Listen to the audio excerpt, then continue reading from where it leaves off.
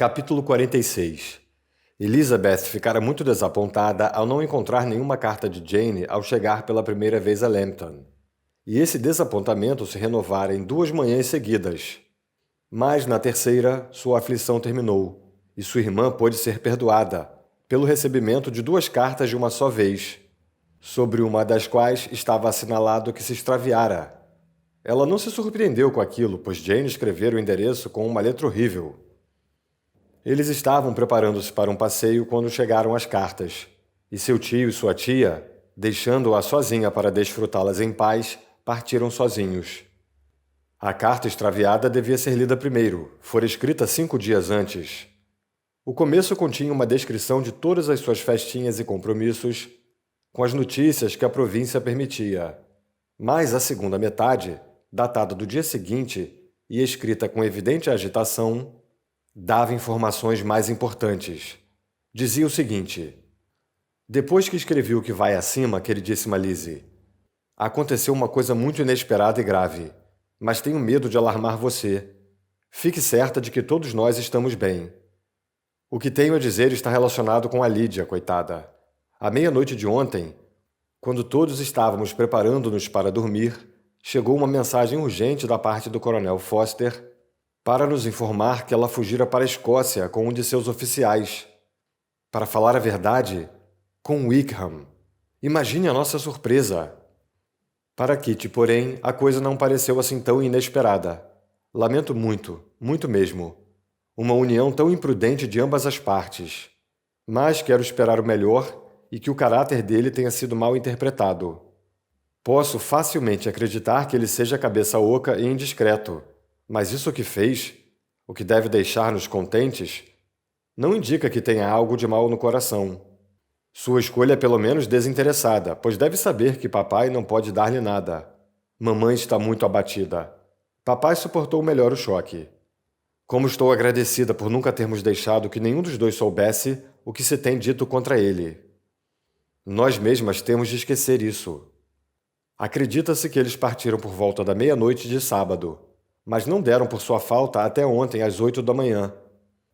A mensagem urgente foi enviada na hora. Minha querida Lizzie, eles devem ter passado a 10 milhas daqui. O Coronel Foster dá-nos razões de esperar que ele logo esteja por aqui. Lídia deixou um bilhetinho para a esposa dele, informando-a de suas intenções. Tenho de parar por aqui, pois não posso ficar muito tempo longe da mamãe, coitada. Receio que você não consiga decifrar esta carta, mas eu mal sei o que escrevi. Sem dar a si mesmo algum tempo para reflexão e sem sequer saber o que sentia, Elizabeth, ao acabar a carta, imediatamente pegou a outra e, abrindo-a com a máxima impaciência, leu o que segue, escrito 1 dia depois do fim da primeira. A esta altura, querida irmã, você já recebeu a minha carta tão estabanada. Espero que esteja mais inteligível, mas embora não pressionada pelo tempo, a minha cabeça está tão confusa que não posso garantir que vá ser coerente. Caríssima Lizzie, não sei bem por onde começar, mas tenho mais notícias para você que não podem ser deixadas para depois. Por mais imprudente que fosse o casamento entre o Sr. Wickham e a nossa pobre Lydia, estamos agora ansiosos para ter certeza de que ele ocorreu, pois há razões até demais para temermos que não foram para a Escócia. O Coronel Foster veio ontem, tendo deixado Brighton na véspera, poucas horas depois da mensagem urgente. Embora a cartinha de Lydia para a Sra. Foster lhes desse a entender que estavam a caminho de Gretna Green, ficaram sabendo por meio de Danny que, na sua opinião, Wickham jamais teve a intenção de ir para lá ou de se casar com Lydia, o que foi repetido na presença do Coronel Foster, que, alarmando-se de imediato, partiu de Brighton com a intenção de rastrear seu caminho. Conseguiu facilmente rastreá-los até Clapham, mas não mais além, pois ao chegarem àquele lugar, os dois alugaram uma carruagem e mandaram de volta a chaise que os trouxera de Epsom. Tudo o que se sabe depois disso é que foram vistos na estrada que leva a Londres. Nem sei o que pensar. Depois de efetuar em Londres todas as investigações possíveis, o Coronel Foster veio para Hertfordshire, fazendo o mesmo em todas as barreiras e em todos os albergues de Barnet e Hatfield, mas sem sucesso. Ninguém os viu passar por ali. Com a mais cordial preocupação, ele veio a Longbourn e nos expôs às suas apreensões de um modo que honra o seu coração. Sinceramente, sinto muito por ele e pela Sra. Foster, mas ninguém pode responsabilizá-los por nada. Querida Lizzie, é enorme a nossa aflição. Papai e mamãe esperam o pior, mas não consigo pensar tão mal dele. Muitas circunstâncias podem ter tornado preferível para eles se casarem em caráter privado, em Londres, a seguirem seus primeiros planos. E mesmo que ele pudesse conceber um tal plano contra uma moça com as relações de Lydia, o que não é provável, é possível supor que ela esteja a tal ponto perdida? Impossível. Lamento dizer, porém, que o Coronel Foster não está disposto a acreditar no casamento. Ele balançou a cabeça quando exprimi as minhas esperanças e disse que temia que Wickham não fosse um homem confiável. Mamãe, coitada, está muito mal e não sai do quarto. Se pudesse fazer alguma coisa, seria melhor, mas isso não é de se esperar. Quanto ao papai, nunca na vida o vi tão abalado. A pobre Kitty arrepende-se de ter escondido a ligação entre eles. Mas como se tratava de matéria confidencial, não é de se espantar. Estou realmente satisfeita, querida Lizzie, por você ter sido poupada dessas tristes cenas. Mas agora que o primeiro choque já passou, devo confessar que estou ansiosa pela sua volta? Não sou tão egoísta, porém, ao ponto de pressioná-la para que volte. Se isso for inconveniente para você, pego da pena mais uma vez para fazer justamente o que acabei de dizer que não faria. Mas a situação é tal que não posso deixar de pedir insistentemente que todos vocês voltem o quanto antes. Conheço tão bem o titio e a titia que não tenho medo de pedir isso, embora tenha mais uma coisa a pedir a ele. Papai está indo agora a Londres com o Coronel Foster para tentar achar Lydia. O que pretende fazer, não sei. Mas o seu profundo abatimento não lhe permitirá tomar qualquer medida de maneira segura e prudente. E o Coronel Foster tem de estar de volta a Brighton amanhã à noite. Numa tal situação, os conselhos e a assistência de titio seriam o que há de melhor no mundo. Ele logo vai compreender o que devo estar sentindo, e eu confio na bondade dele. Ah, onde está titio? Exclamou Elizabeth, pulando da cadeira ao acabar de ler a carta, ansiosa por ir atrás dele, sem perder um segundo de um tempo tão precioso. Mas, ao chegar à porta, ela foi aberta por um criado e apareceu o Sr. Darcy. O rosto pálido e a agitação de Elizabeth assustaram-no. E antes que pudesse recuperar-se para falar, ela, em cuja mente todas as ideias eram relegadas a segundo plano pela situação de Lydia, exclamou apressada.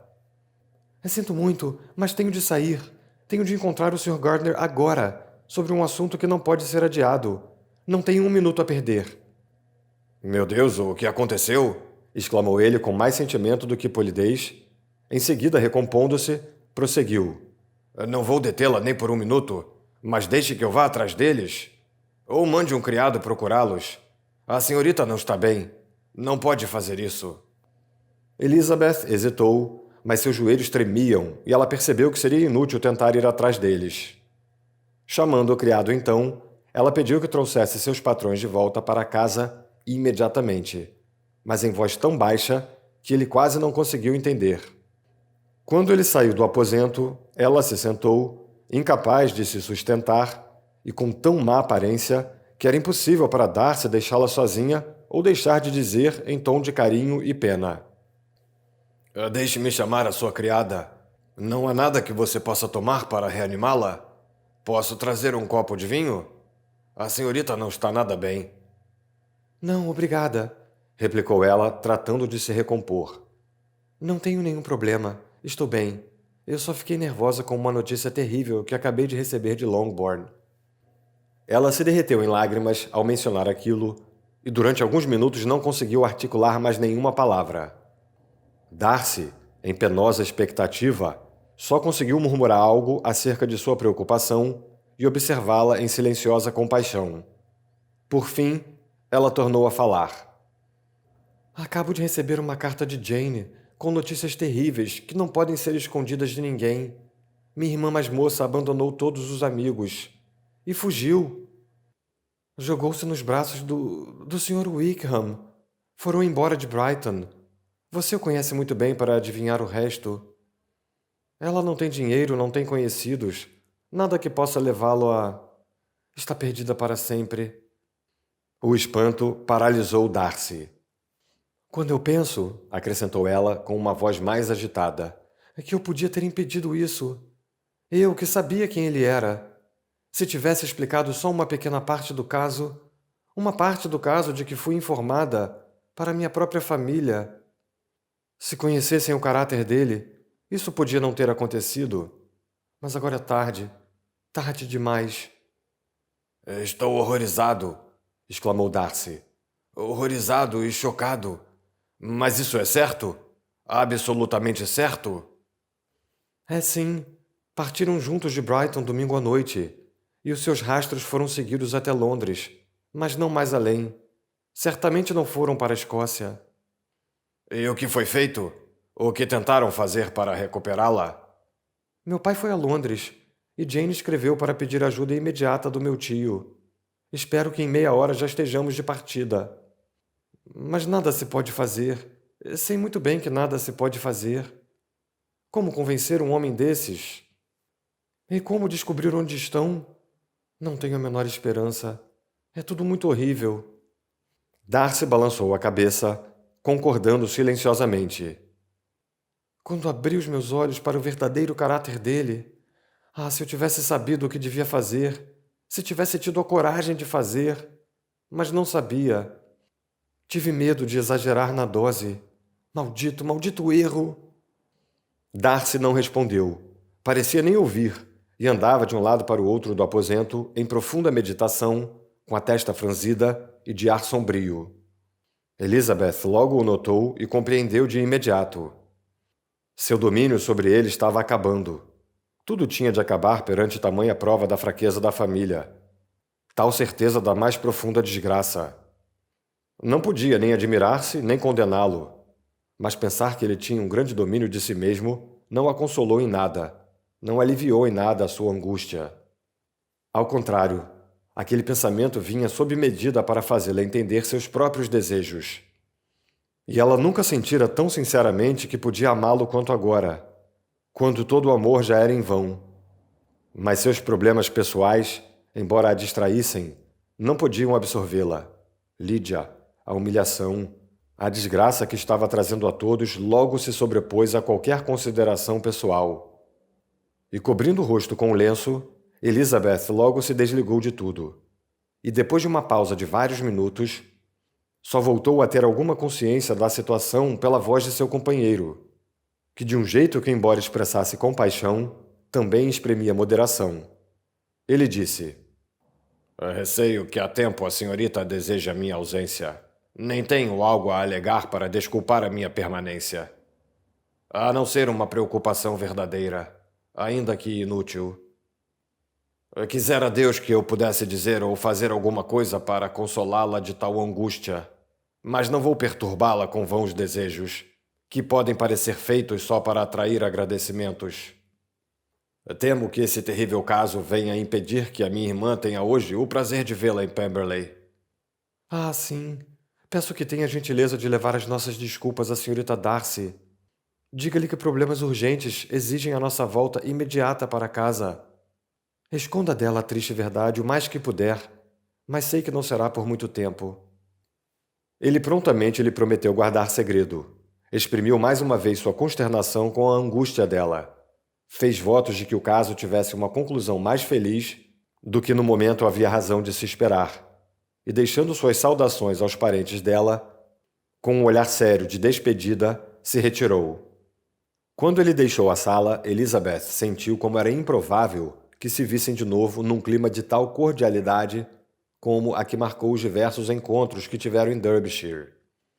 E enquanto lançava um olhar retrospectivo sobre o relacionamento inteiro, tão cheio de contradições e tão diversificado, ela suspirou ante a perversidade dos sentimentos, que agora promoviam a continuidade de tal relação e antes ansiavam pelo seu fim. Se a gratidão e a estima forem sólidos fundamentos para o amor, a mudança de sentimentos em Elizabeth não há de ser nem improvável nem culpada. Mas, se não o forem, se o afeto que nasce dessa fonte for insensato ou antinatural, Em comparação com o que tantas vezes se diz surgir de um primeiro contato com seu objeto e até antes de se trocarem duas palavrinhas, nada se poderá dizer em sua defesa, exceto que ela dera uma oportunidade ao segundo método em sua queda por Wickham e que seu fracasso talvez a autorizasse a buscar o outro método, menos interessante. Seja como for, a partida dele a deixou triste. E nesse primeiro exemplo do que a infâmia de Lydia deveria provocar, experimentou ela uma nova angústia, ao refletir sobre aquele infeliz caso. Nunca, desde a leitura da segunda carta de Jane, tivera ela alguma esperança de que Wickham tivesse a intenção de casar com Lydia. Só mesmo Jane, pensou, podia nutrir tal expectativa. O que menos sentia em todo aquele caso era surpresa. Enquanto o conteúdo da primeira carta permaneceu em sua mente, ela estava profundamente surpresa, admiradíssima de que Wickham se casasse com uma moça sem que fosse por dinheiro. E lhe pareceu incompreensível como Lydia podia tê-lo conquistado. Mas agora, tudo parecia muito natural. Para um caso como esse, ela possuía encantos suficientes. E embora não julgasse que Lydia participasse de uma fuga sem a intenção de se casar, não tinha dificuldade em acreditar que nem a virtude nem a inteligência a impediram de se tornar uma presa fácil.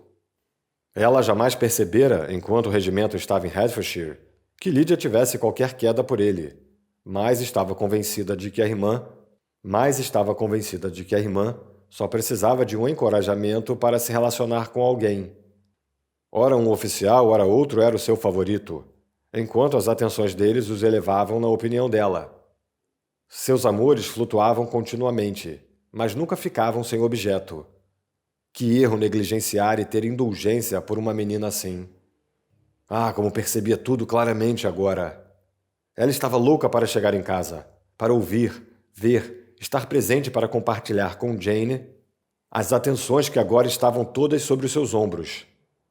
Numa família tão anarquizada, com um pai ausente, uma mãe incapaz de fazer qualquer coisa que exigia cuidados constantes. E embora estivesse quase certa de que nada podia ser feito por Lydia, a participação do tio parecia da maior importância. E até ele entrar na sala, a impaciência de Elizabeth foi extrema. O senhor e a senhora Gardner voltaram correndo, assustados, imaginando pela explicação do criado que a sobrinha tivesse adoecido repentinamente.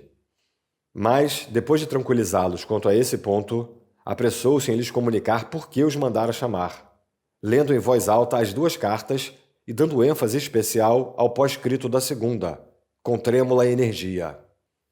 Embora nunca tivessem nenhuma predileção por Lydia, o senhor e a senhora Gardner não podiam deixar de afligir-se profundamente.